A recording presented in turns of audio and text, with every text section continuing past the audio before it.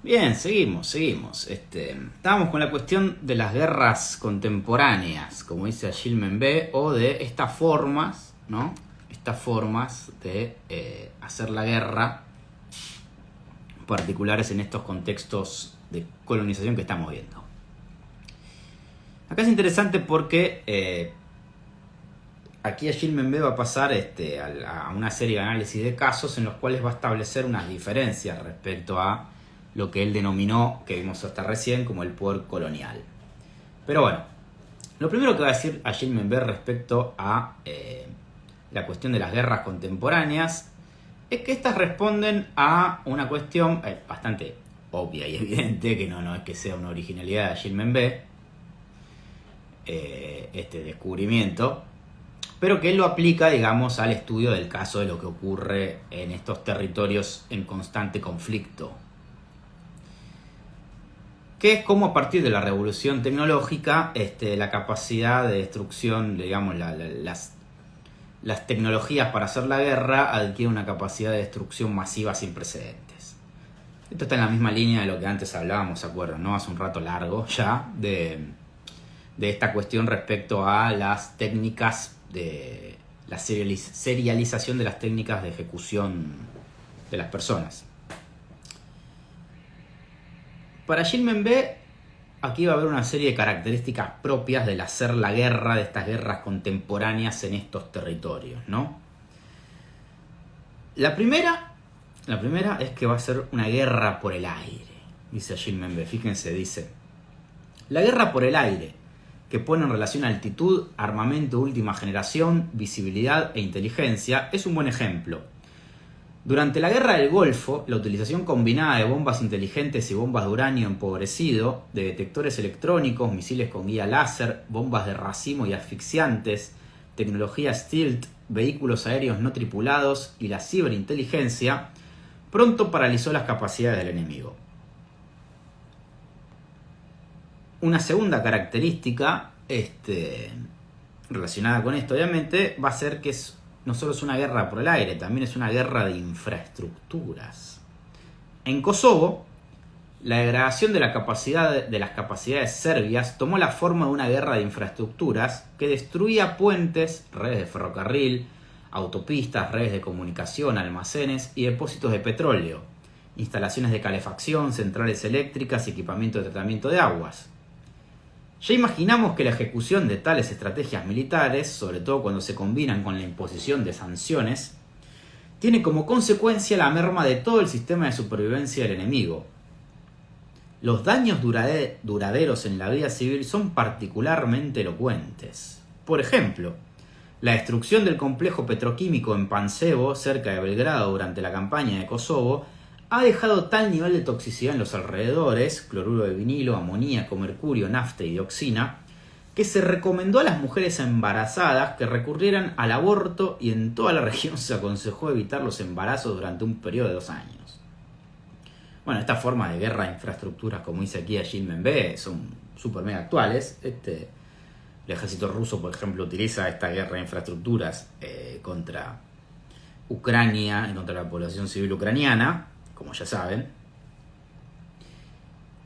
Una tercera característica, tal vez la más importante,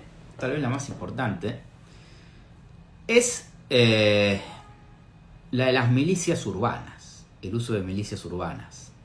Porque ¿cuál es la cuestión también, no? Una de las características propias de hacer la guerra contemporáneo es que, y aquí también si quieren está la diferencia en parte con la cuestión del poder colonial que veníamos hablando, el hacer la guerra, si bien no va a perder por completo la relación con el Estado moderno, obviamente, claro que no, pero hacer la guerra, los agentes que van a ser los que ejecuten la guerra ya no van a ser necesariamente los ejércitos regulares, los ejércitos de los estados. Es decir, que los ejércitos de los estados, los ejércitos regulares, ya no van a ser los únicos agentes de la guerra, sino también el caso de milicias urbanas, que van a tener relación porque van a ser contratados también por empresas, grupos privados, etcétera, etcétera, que guardan relaciones con intereses económicos, políticos y obviamente en el fondo coloniales de los grandes estados-nación, sobre todo europeos y norteamericanos. Achille Mbembe analiza este fenómeno en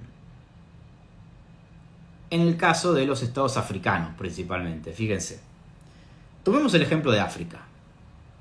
La economía política del Estado ha cambiado de forma espectacular durante el último cuarto del siglo XX. Numerosos estados africanos ya no pueden reivindicar un monopolio sobre la violencia y los medios de coerción en su territorio, ni sobre los límites territoriales. La propia coerción se ha convertido en un producto de mercado. Esta es la cuestión, ¿no? Es que la militarización se ha comercializado, pero comercializado también en la máxima expresión del agente privado. Este tema Achille Mbembe no lo desarrolla mucho más de lo que les voy a leer, lo desarrolla sobre todo en otro artículo que es muy bueno, que es sobre el gobierno indirecto privado, que es anterior, de 1999, si mal no recuerdo. Pero si quieren ver este tema con mucho más detalle, vayan a ese artículo de Achille Mbembe. Está circulando también por la web. Bueno, les decía, la propia coerción se ha convertido en un producto de mercado. La mano de obra militar se compra y se vende en un mercado en el que la identidad de los proveedores y compradores está prácticamente desprovista de sentido. Milicias urbanas, ejércitos privados, ejércitos de señores locales, firmas de seguridad privadas y ejércitos estatales proclaman, todos a la vez, su derecho a ejercer la violencia y a matar. Estados vecinos y grupúsculos rebeldes alquilan ejércitos a los estados pobres. La violencia no gubernamental conlleva dos recursos coercitivos decisivos: trabajo y minerales. Cada vez más, la amplia mayoría de los ejércitos se compone de ciudadanos soldados, niños soldados, soldados y corsarios. Bueno, este tema, como les digo, está más desarrollado en ese artículo.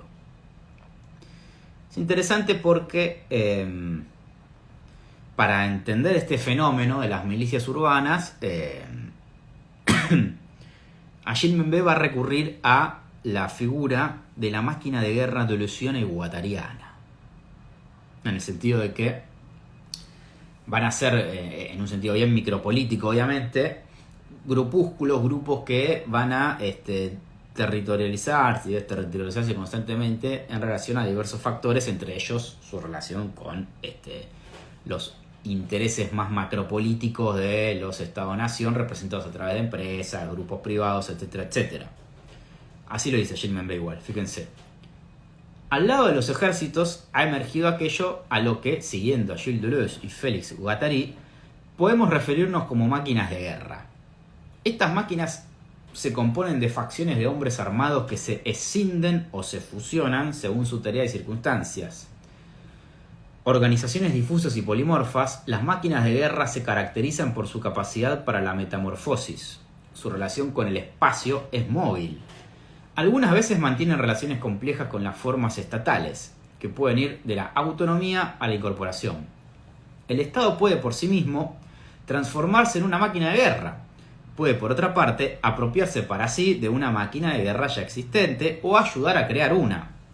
Las máquinas de guerra funcionan tomando prestado de los ejércitos habituales, aunque incorporan nuevos elementos bien adaptados al principio de segmentación y de desterritorialización. Los ejércitos habituales, por su parte, pueden apropiarse fácilmente de ciertas características de las máquinas de guerra.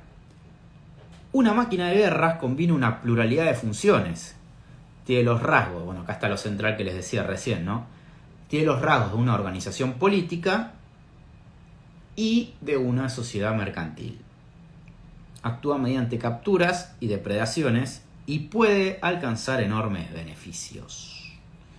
Esta mercantilización del hacer la guerra en un sentido bien micropolítico, ¿no?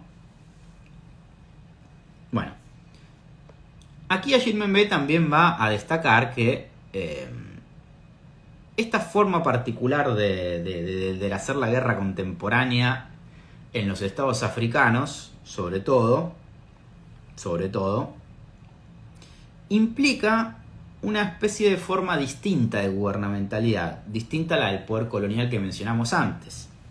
que si bien va a mantener características con esa forma de poder colonial, porque seguimos en el marco de la necropolítica y por consecuencia seguimos en el marco del imperialismo colonial, la principal diferencia va a ser que, como él va a decir, ¿no?, esta gestión de multitudes, en este hacer la guerra, en el sentido que estamos diciendo, ¿no?, recién, no va a responder tanto al mando colonial de características en parte disciplinarias, sino que va a responder más a dos elementos, que son los de la masacre, es decir, la gestión de las multitudes, de estas multitudes, va a ser a través de el uso de la masacre en la imposición del terror, un uso más generalizado aún de la masacre que en las colonias en el sentido del poder colonial que hablábamos antes, y de la gestión de la inseguridad. Fíjense, dice Gilles Membe, en relación con la nueva geografía de extracción de recursos, asistimos al nacimiento de una forma inédita de gubernamentalidad que consiste en la gestión de multitudes. La extracción y el pillaje de recursos naturales por las máquinas de guerra van parejo a las tentativas brutales de inmovilizar y neutralizar espacialmente categorías completas de personas o, paradójicamente, liberarlas para forzarlas a diseminarse en amplias zonas que rebasan los límites de un estado territorial. En tanto que categoría política, las poblaciones son más tarde disgregadas entre rebeldes, niños soldados, víctimas, refugiados, civiles convertidos en discapacitados por las mutilaciones sufridas o simplemente masacradas siguiendo el modelo de los sacrificios antiguos, mientras que los supervivientes, tras el horror del éxodo, son encerrados en campos y zonas de excepción. Esta forma de gubernamentalidad difiere del mando colonial.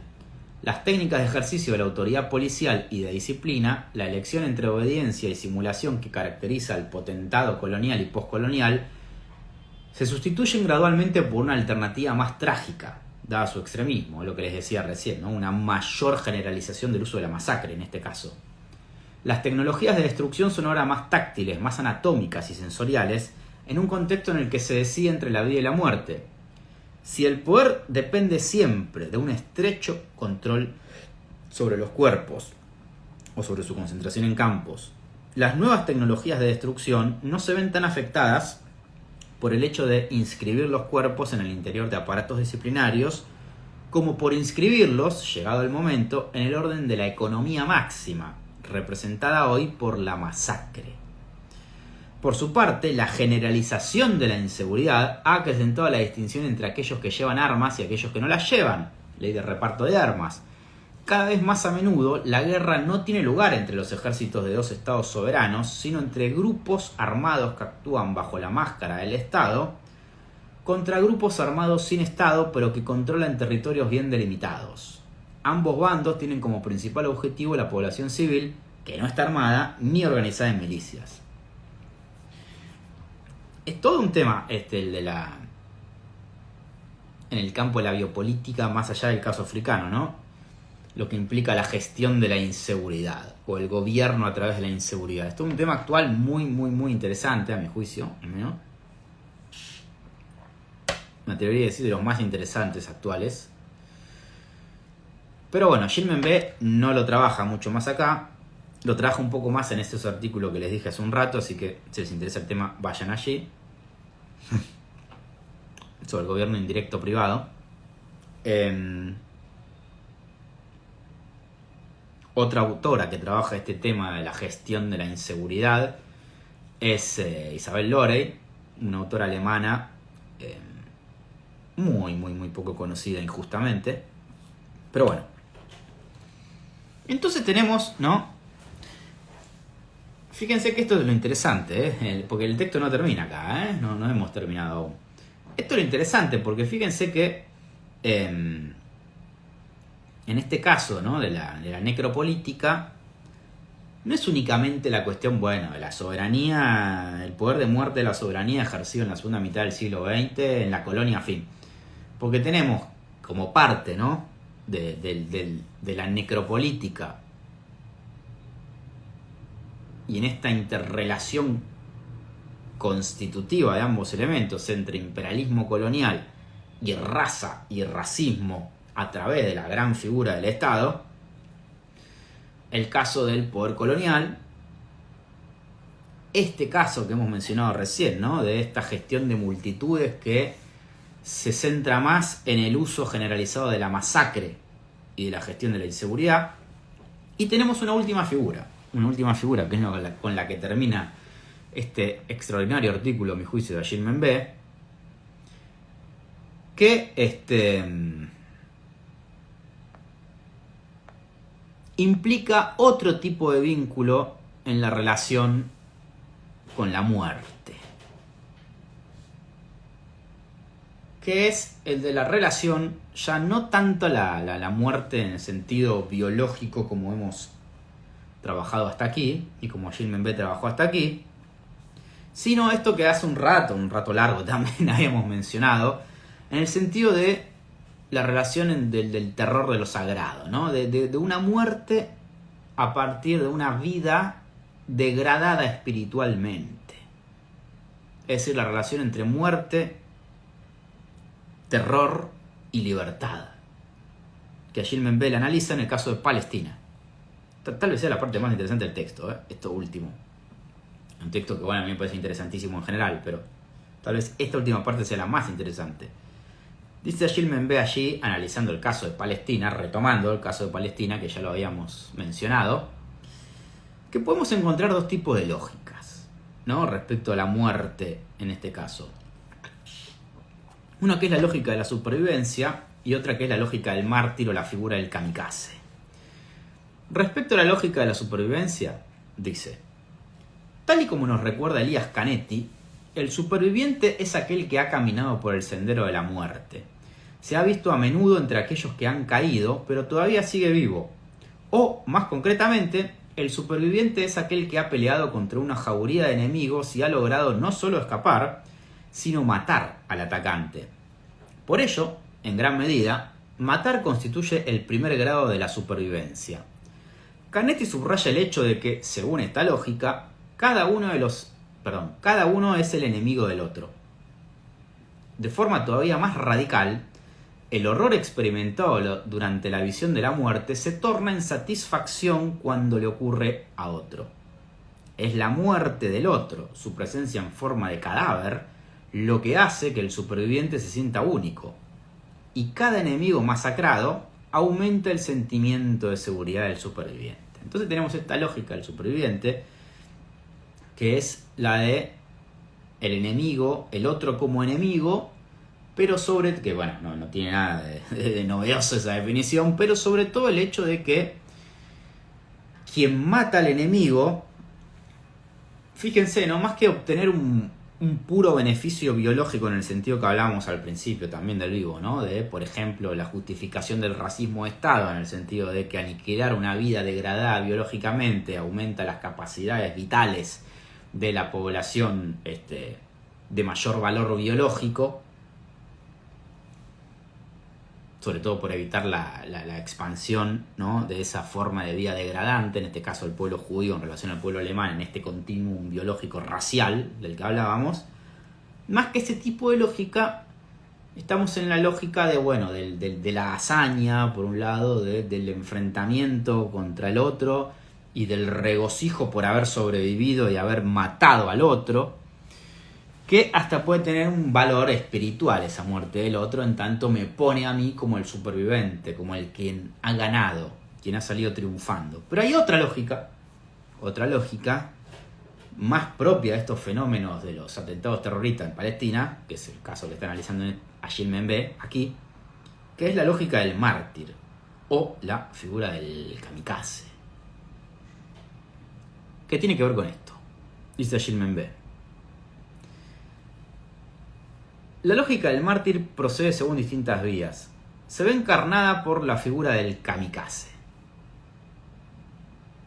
Me salté unas líneas. Fíjense, ¿no? El kamikaze no lleva uniforme de soldado y no exhibe armas. El candidato a mártir acorrala a su objetivo. El enemigo es una presa a la que tiende una trampa. La elección del lugar de la emboscada es significativa. Parada de autobús, cafetería, discoteca, plaza de mercado, checkpoint, carretera. En definitiva, espacios de la vida cotidiana. A la localización de la emboscada se añade la trampa del cuerpo. El candidato a mártir transforma su cuerpo en máscara, escondiendo el arma a punto de ser activada. A diferencia del tanque o del misil, claramente visibles, el arma contenida en el envoltorio del cuerpo es invisible, supongamos la clásica bomba, ¿no? Así disimulada, constituye una parte de ese cuerpo. Está ligada a él de forma tan íntima que en el momento de la detonación lo aniquila. El cuerpo del portador se lleva consigo el cuerpo de otros cuando no lo deja reducido a pedazos. El cuerpo no solo esconde un arma, el cuerpo se transforma en arma. Y no en un sentido metafórico, sino literal, balístico. Es decir, primera cuestión de esta lógica del mártir. No es la lógica del soldado, no tiene nada que ver con la visibilidad del soldado. Es una lógica de la máscara, como dice acá, en la cual el individuo se hace uno con el arma que va a utilizar para matar, la bomba. En un sentido balístico, como dice, ¿no? El cuerpo deviene uno con la tecnología. Como dice Preciado, si ustedes quieren, en Pornotopía se borra la barrera que diferencia al sujeto de la tecnología, por ejemplo, ¿no? Aquí aparece la cuestión, obviamente, de el homicidio y su relación, que les dije que íbamos a retomarlo al final, con el suicidio. Fíjense. En este caso particular, en esta lógica del mártir, ¿no? Mi muerte va pareja a la muerte del otro. Homicidio y suicidio se llevan a cabo en una única acción. Y en gran medida, resistencia y autodestrucción son sinónimos. Dar la muerte es, por lo tanto, reducir al otro y a sí mismo al estatus de pedazos de carne inerte y dispersos, ensamblados con dificultad antes del entierro. En este caso, la guerra es una guerra cuerpo a cuerpo. Matar requiere acercarse tanto como sea posible al cuerpo del enemigo para provocar la explosión de la bomba. Hay que resolver la cuestión de la distancia a través del juego de la proximidad y el disimulo. Ahora bien, dicho esto, ¿no? Esta relación entre matar y suicidarse, homicidio y suicidio. A Gilman B dirá, ¿no? Que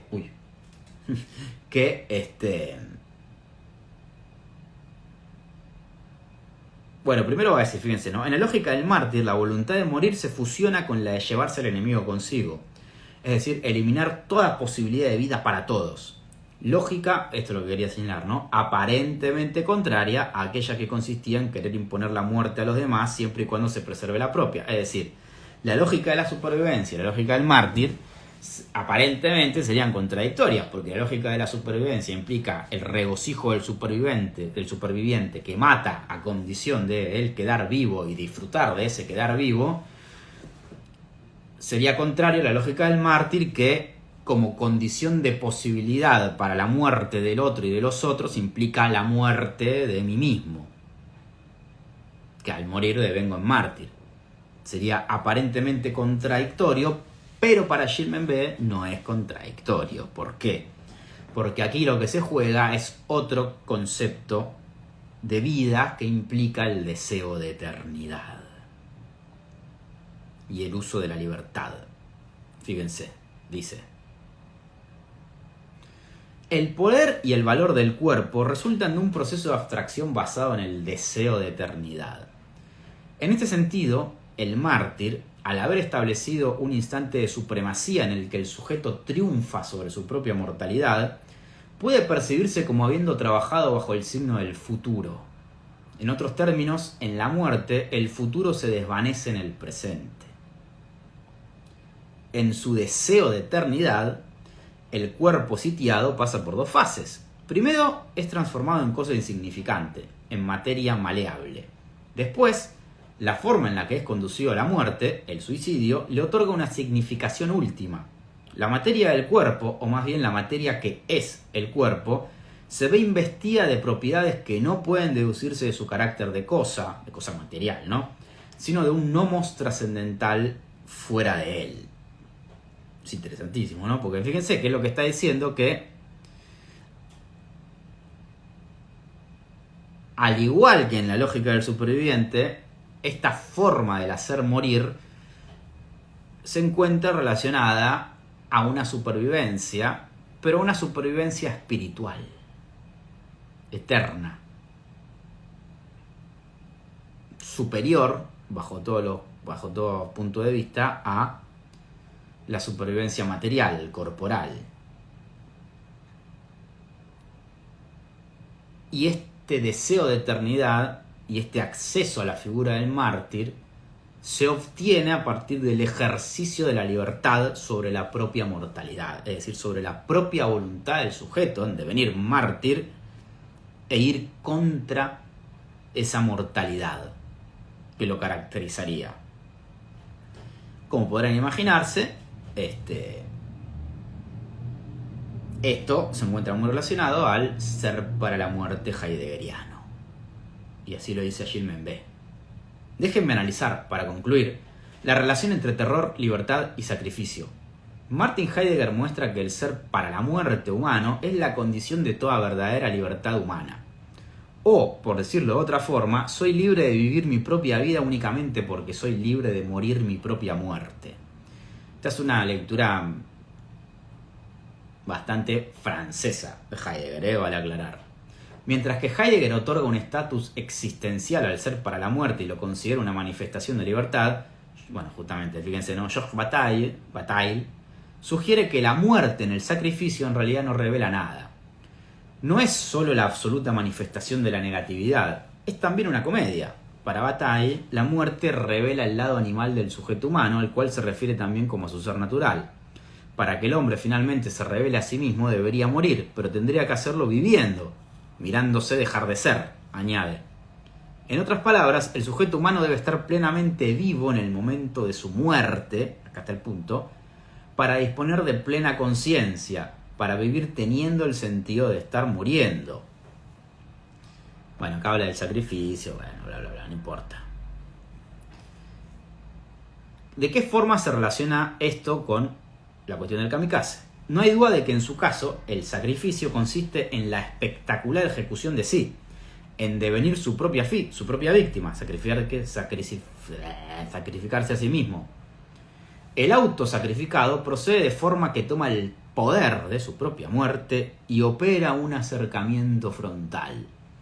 Este poder puede proceder de la creencia en la continuidad del ser pese a la destrucción de su propio cuerpo.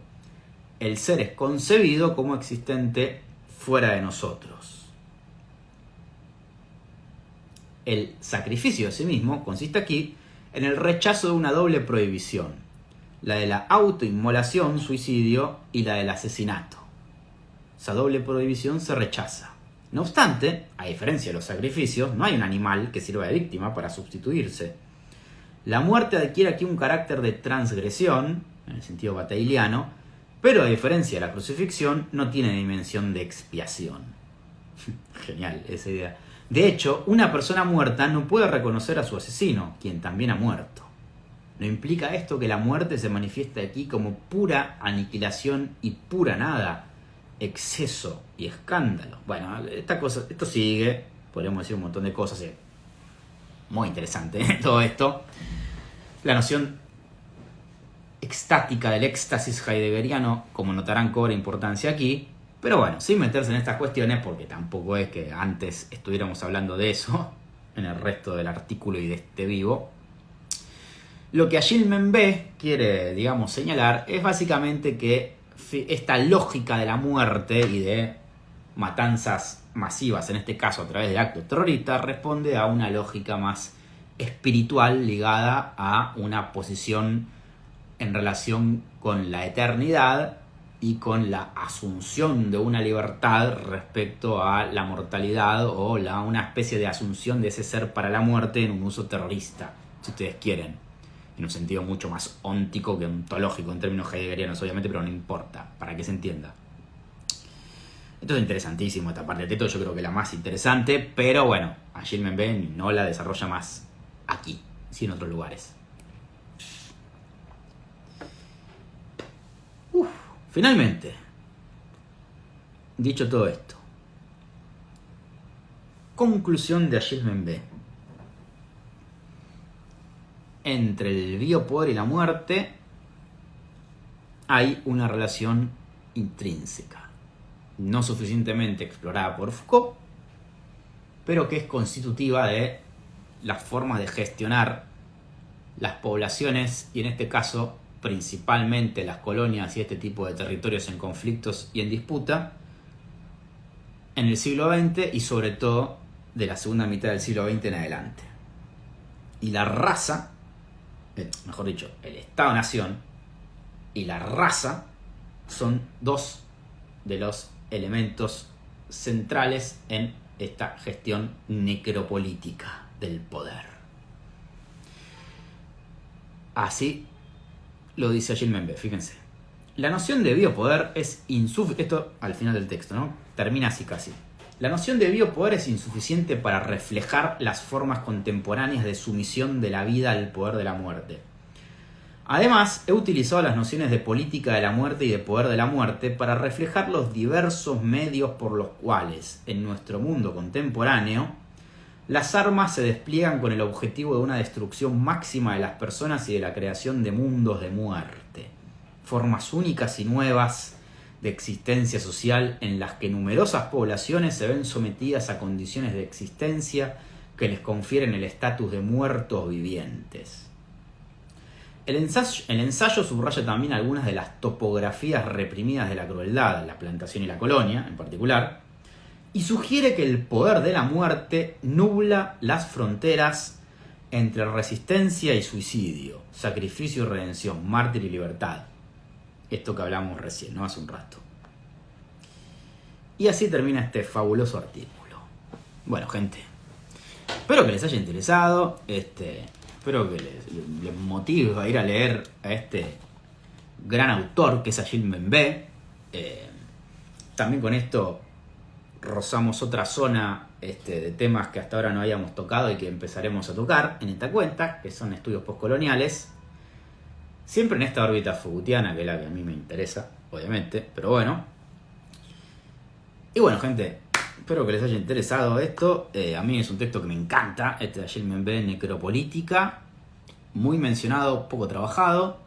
Tal vez en algún momento haga un vivo de Capitalismo Gore de Sayak Valencia, porque es como un complemento de todo esto que hemos hablado, pero que en vez de la lógica de la guerra, que es la que toma más a Gilles Membe aquí, toma más la lógica del capitalismo, en este caso en el estudio del Estado mexicano, de Sayak Valencia.